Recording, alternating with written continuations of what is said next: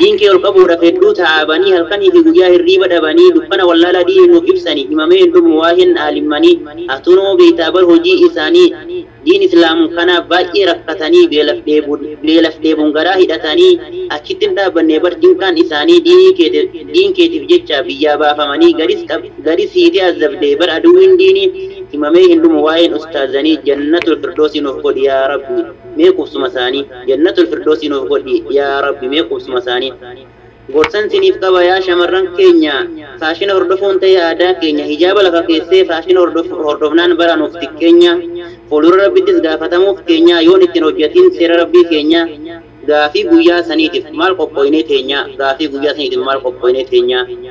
shamarran sahabaa godhadhu fakkeenya Aisha bint Abi Bakr radiyallahu anha isin haadha teenya kan jiru bira tartee kan du'irraa hijaabachuun nuuf taate fakkeenya isaan jala deemnan milkaahumaaf keenya rabbiin nuuf haa qajeelchu cufa shamarran keenya rabbiin nuuf haa qajeelchu cufa shamarran keenya shamarran jechuun isiin haadha teenya ammas obboleettii yookaan jaartii teenya tanirraa biqiltu fedhiin onnee teenya qajeelchituu diinii bu'uura jireenya shamarran jabaanan dhiirti ni qajeelti kana hin shakkinii diin islaam keessatti bakka gahee guddaa qabdi bara dubartiini fakkeenya fudhadhu Aasiyaaf Sumayyaa haadhaan marfaanii diin islaamatiif lubbuu fi kennanii akkasiin rabbiirraa jannata bitatanii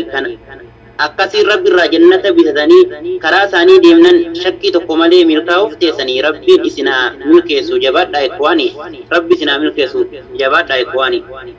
nama ajaa'ibsiisa shamarran galiinii daaraa gosa sagal fuula dibatanii afaan kana keessa dhiigan mul'atanii sataraan uffattuu banaa qaamni isaanii shaarfii xiqqaadhaan mataan maratanii safuu fi amantii silaa dagatanii tiktookiin gubbaadha walgahiin isaanii waan faayidaan qabneen yeroo qisaasanii shamarran gaggariimaaf maqaa nyaatanii shamarran jechuun bar haadha aalimanii barsiiftuu waa hundaa bu'u leenjistuu imaanii diin islaam kanaaf lubbuu fi laatanii hiyyummaa keessatti ilmaan leenjisanii diiniif gumaachanii rabbiin isaan haa gammachiisu jannata olaanaanii rabbiin isaan haa gammachiisu jannata olaanaanii lakki yaa obboleettii yeroon qisaasiniif yeroon qaalii ta'uu sila hubattanii the time is the gold jette faranjiin alwaqtu kasayfi jedha arabiini osoo yeroo qabduu baradhu mee diinii umriin teessi kuttee osoo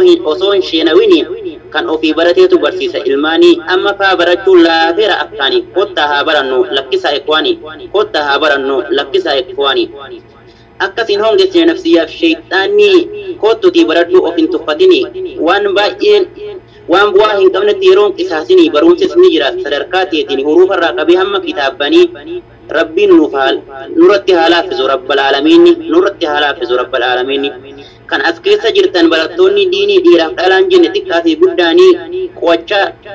kan as keessa jirtan barattoonni diinii dhiiraaf dhalaan jenne xiqqaa fi guddaanii dabareen qo'achaa waliif caqasanii dogoggora jirus waliif sirreessanii galgalaaf ganama osoo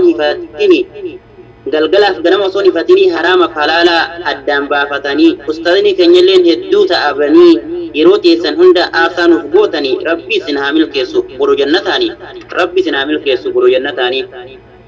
kootu dargaggeetti atis dargaggeessa asiif achiin fiigiin garee hunda keessa miila lama qabaatanii muka lama koruu sila ni dandeessa oliif gadi fiiguun booddees isheenessa mee hanga yoomitti duudhaa taatee teessa miidiyaan gubbatti yeroo ta'e qisaasa feesbuukiif tiiktookiin maal bu'aasiif buusa salaata quba qabaachuun keetuu nama shakkisiisa haalli dhiira garii bar